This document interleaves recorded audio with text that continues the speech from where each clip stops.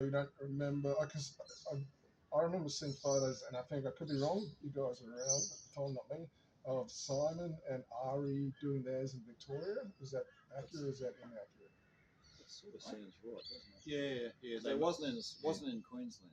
They couldn't have been because we didn't have a launch site with sufficient altitude Okay. to do that. And at that point in time, we commenced the process of starting to look for a launch site that had sufficient, where we could get at least 10,000 feet, if not more. A process that continues to this day. Yeah. So we investigated several sites. Yes, but what's that guy's name? His daughter knew John. Phil Entwistle. Yeah, he had someone. That's right. They worked in the same office. He had a company, and he was a technical writer for Boeing. Phil, and he worked and John Coggan's daughter worked in the same office. I'm not sure in what capacity. Okay. And she said, "Oh, Dad's got a farm." Okay. And we later found out how big the farm was. That was amazing. But we had investigated 3 other sites prior to that. Okay. We investigated the site at Millmerran. Yep. And it was limited to about 7,500 metres, which we didn't.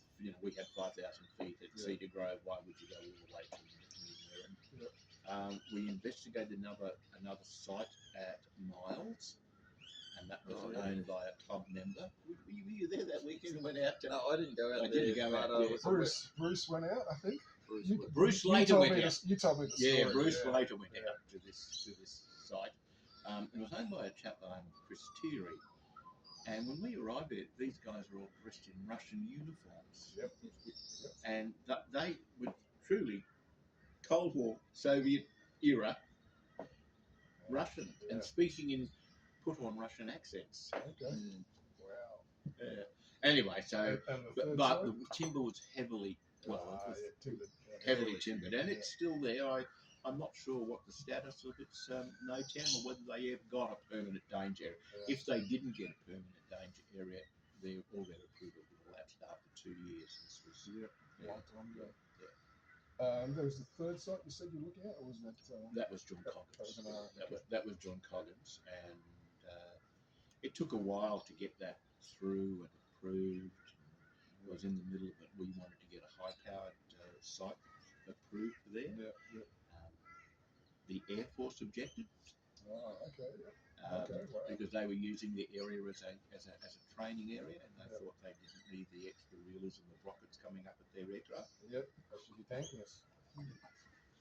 The simulator was good. Yes. So, and it was just to go from 5,000 feet, and we tried to get 50,000 feet. Because we had a launch paddock that was 17 miles across. And was fallow at the time we were launching in it. And if it wasn't fallow, we were hoping to be able to go elsewhere, and we found we had to get a very big cylinder approved so that we could move around. Okay, that sounds awesome. Now, just before we do move on, because it's going to follow that theme, my recollections, please correct me if I'm wrong, Nick Lottering did his L3 at Cedar Grove, and also Mike Passarecki did his L3 at Cedar Grove. That's the name. That's Mike from Western Australia. No, Mike Passarecki is US. I think he's... Yes. He'd gone to where he was a NASA employee. Yes. He I spent hours the other day racking my name racking my brain over what his name was. Yeah. We accompanied him on a rocketry recovery in Western Australia. He had a nose cone. He probably had a couple of 100 metres of shot cord in the nose cone. So when that nose cone when the rocket came back, it was trailing this monstrous piece of thing. So one part got caught in a tree, but the actual body actually went all the way through to the ground, and he was able to both nose and the rocket. So we were able to it was a brilliant system. Nice. Okay. But he had these monstrous big coils of must have been half-inch shot cord. something like that. Yeah, it wasn't a very thick shock cord, but there was just so much of it. The idea was when the parachute deployed, the rocket was just above the ground. So it would just sit on the ground. Just sit on the ground. Yes, that was I've seen pictures. I don't know if it was from Mike Passarelli, but of a guy using a drill to wind up the shock yes, cord. yeah, that's Mike's. Okay. I've only ever seen one rocket done that way. Wow, amazing. Okay, fantastic. Now, can we talk? I know we've already touched on it a little bit. How we got from, I guess, we've got a bunch of L3s in the club. We found a site. How do we go from there to the first Thunder in 2015? 2015? 2014? Yeah, that was a couple of years later. Yeah. Don't know. Blake organised it. That was wholly Yeah, Blake's baby. And Blake had been a regular attendee at US launches. Oh, okay. And we knew it's not a very big pool of people, the rocketry community in Australia, so we knew everyone, and it didn't take much to get New South Wales and other organisations into the fold. There was a competing organisation called the Australian Rocketry Association. Yep. And Mac wants to give a cookie or something. Don't do that, George. Don't do that. No. And bother Len for the next 10 years. Yeah, I've got a continual problem with Magpie. Blake became well known with some people from Mythbusters. Ah, okay. Not the main guys, Adam and whatever his name is, but a lady, a girl. Yes, I've seen her. Is it Carly or something like that? Kari, yeah. So he became quite good friends with her. Okay. So he did go over there a lot, and then Nick Loughlin went over a lot too. Yep. Because he could afford to go to America at the drop of a hat. Yep. Yeah, I remember Nick Lottering was going for an altitude record, and was it Mad Max on an N5800? That was a survival test. Yep. Because no one had survived a minimum diameter N5800. Yep. Ever. And he sort of took home the prize. Easy. It only just made. Jeez, okay. But the N58 minimum diameter is absolutely brutal. And all the previous attempts, the rockets disintegrated, the fins came off. And you couldn't use, you had to use you had some sort of brazed aluminium fins or something. Yes, on the leading edge fins, yeah. I remember post that flight that he said a lot of the survival is based on the quality of the paintwork on the rocket. Yeah, he had like 2-pack paint or something like that. I remember that was one of his calls. But anyway. But the carbon fibre and all that was too brutal for a minimum diameter. A small diameter would work. Yep. So we're at Thunder 2015. I'm assuming both you guys launched rockets at that? No, I probably dropped out of rocketry at that stage with family commitments and didn't resume. Okay. I was a bit burnt at that stage. I do understand the process. I've now been involved in rocketry from about 2006 to about 2014.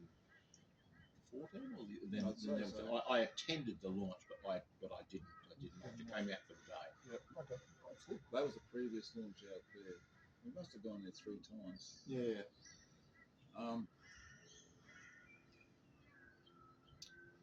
So getting back to carbon fibre, as the club progressed, Ashley Stonehouse turned up one day, and he had this carbon fibre tube, and I go, "Wow, how good's that?" He says, "I'll show you how to do it." So we organised a workshop at my house. And he showed us how to do the rocket shed. Yeah, we did all sorts of things there, including we did what's that relaunching wagon wheels into space.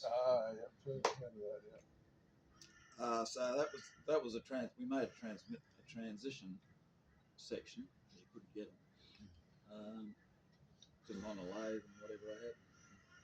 One of those roadside cones and all the rest. Anyway, so Ashley showed us how to do carbon fibre tubes, so we got pretty excited when we were doing that. And Nick Lottering turned up one day. He says, "Oh, where'd you get that?" I said, "Made it." Mm. He says, "How?" I said, "In the shed. Do you want to come and have a look?" He says, "I'd love to come in." So he went out there for half a day, showed him what to do, and after that, his rocketry just went into orbit. Correct. I have never seen anyone pick up stuff so quickly and improve on things so fast. And he improved on everything. Just it was unbelievable. I was a bit like, oh wow. It was some of his builds I found amazing, like with his sledgehammer and the fins. You know, had the foam core and then the carbon fibre lab, and also his sub-minimum diameter O launch out at Westmo as well. That was pretty amazing. He just built the fin can that slid onto the motor case. But that O motor was nowhere near as vicious as the M58. Oh no. But yeah. this was sub-minimum, I guess, right? Yeah, which I thought was a great idea. But it was just how Nick Lottering's technical skills just took off. Unbelievable. Because before that he was fiddling around with phenolic and paper. And same as everyone else. Yeah, I couldn't believe how it took off. I don't know why more people don't do. Well, I suppose you need to have big motor and availability of big motors to be able to make it worth your while to invest in carbon fibre. That could be a 54mm motor. That would be a ripper. So I remember being impressed by your fiberglass rolling airframes. So how many of those do you think you did? How many went through the carbon cooker? Or your... A lot. Okay. A lot. What was the cardboard case that was made out of originally? You had a cardboard case. When you say cardboard case? A cardboard case that we had the air dryer plugged into. Light plywood. Light plywood, MDF or something, was it? Yeah. Light plywood or MDF, and it was heated by, the heating element was a hair dryer. Yep. The cheap one from Woolworths. How many tubes would it have done, George? A lot. 100 maybe. Wow. But we used to make tube just so you'd have 3-inch tube on here. And you'd they'd either be carbon or a composite tube. Yeah, we started doing. Yeah. So the hair dryer, it used to get up to a temperature of 100 degrees C. Wow. Because we had a thermometer in it, and I couldn't believe it. And they go for half an hour, or whatever it was. That hair dryer still works today. Jeez. And the plan was, if it died, you'd buy another one, but they were like $16 or something like that. That's right. And at Woolworths. Put 2 or 3 in at once. Well, we only needed one. And that's amazing. Can you tell me a little bit about your lead into doing your L3? Why you wanted to do it, the planning for it? Was that your own airframes that you rolled for that rocket? Well, it wasn't. I bought a Wildman kit, Wildman Extreme. Yep. And it was mainly because Simon and Blake approached me and said it's about time you did L3, because I was doing L1s, L2s, a lot of L2s and L1s, and they said you should do it. So we went through the process. It took a while.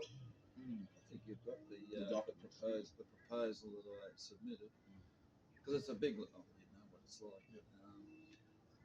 And then we went out to Westmar in 2014 or thereabouts, and it went, but it went. See, there were two. I'd done a bit of research. There were two schools of thoughts. One was make it heavy and make it low, so it didn't go too high. The vast majority of those failed, and the other one was go for it, go for a break. And this Extreme Wild was a bit over the top. It was a hot rod, and it just blitzed. Went to about 13,000 feet, but the pressures were nothing like the big heavy rockets.